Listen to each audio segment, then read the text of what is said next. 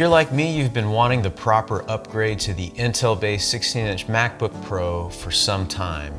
And for me, the Intel-based 16-inch was a complete bust. Mine was riddled with problems, which eventually required a full motherboard replacement via AppleCare. My Adobe apps constantly crashed, and the thing would get so loud from the fans and so hot that you literally could prepare your breakfast on it. And then came the 13-inch MacBook Pro with the original M1 chip.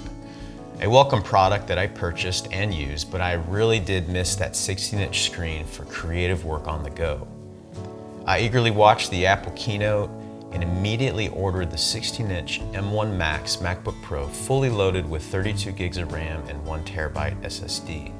This beast right here has the M1 Max chip, which is a 10-core CPU with 8 performance cores and 2 efficiency cores, a 32-core GPU.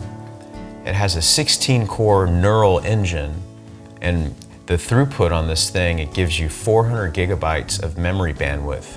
It has the media engine, which is hardware accelerated for H.264, HEVC, ProRes, and ProRes RAW, the video decode engine, 2 video encode engines, and 2 ProRes encode and decoding engines. Before we get too far though, be sure to subscribe to my channel, give me a thumbs up if you like today's content, and ring the bell for notifications so you know when I share new content. Here are my 5 reasons why I think this 16-inch MacBook Pro with the M1 Max chip is the perfect laptop for all you creatives. Number 1 is raw speed.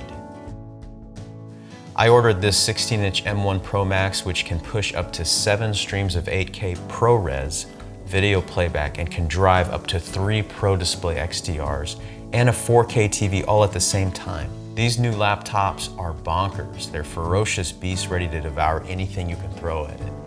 And you've probably watched a few benchmark reviews at this point, but here are mine. I compared the 16-inch M1 Max to my 16-core Xeon Mac Pro.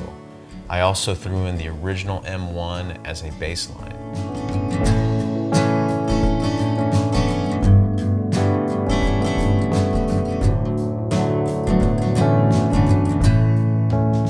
These numbers are shocking to me that a laptop this cool and quiet can deliver so much performance no matter if it's plugged in or not. What else can you ask for at this point? You basically have a portable Mac Pro on your laptop, and it uses far less energy and does not burn your nuggets. For those of us that are mobile professionals, this is a game changer. It's kind of funny to me to know the performance of this thing versus what you would pay for the equivalent Mac Pro in terms of performance. Number 2, it's quiet. I have honestly yet to hear the fans on this thing, and that's even after exporting video and doing some gaming and intense creative tasks. I will not miss the jet engine Intel-based 16-inch MacBook Pro. The fact is, for mostly all tasks, you probably won't hear the fans. And the only time I've heard the fans is when I was gaming using non-native graphic-intensive apps. For example, the game Unreal Tournament, which is available via Epic Games, is not made for Apple Silicon, is not really optimized at all, and it has to run via Rosetta to emulate an Intel chip. And in this case, the game actually can run and push out decent frame rates, which is kind of amazing, but you do hear those fans come up. But as I said, for most purposes, you will not hear the fans. Number 3, it's cool and efficient. The other thing I won't miss is the meat-searing pain I received from my old Intel 16-inch MacBook Pro. Nobody wants their nuggets roasted when there is already so much that causes stress in our busy lives. I always had to ensure proper airflow with the thing so my favorite Scandinavian table, which is right here, would not get scorched. And with the M1 Max, I've only felt it get as warm as my tepid coffee that was sitting out during the filming of this. And the efficient ProMotion display setting automatically kicks it up to 120 Hertz when needed, but settles down the refresh rate to help save battery life.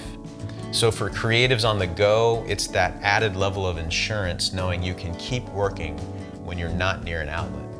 Number 4, function and form perfected. The return of the ports is a welcome blessing. I recently had a logo reveal presentation event, and upon arrival, I realized I had forgotten my dongle. Nobody wants to be caught without their dongle. But then I remembered I did not need my dongle, and I plugged straight into the HDMI. Yes! So for us photo professionals, knowing that we could be out in the field without a dongle is no longer a worry, because you also have an SD card slot. Man, and I cannot say enough about the return of MagSafe. That was my favorite feature of the old MacBook Pros back in the day. They were really bragging rights. It came in handy many times, as clumsy as I am.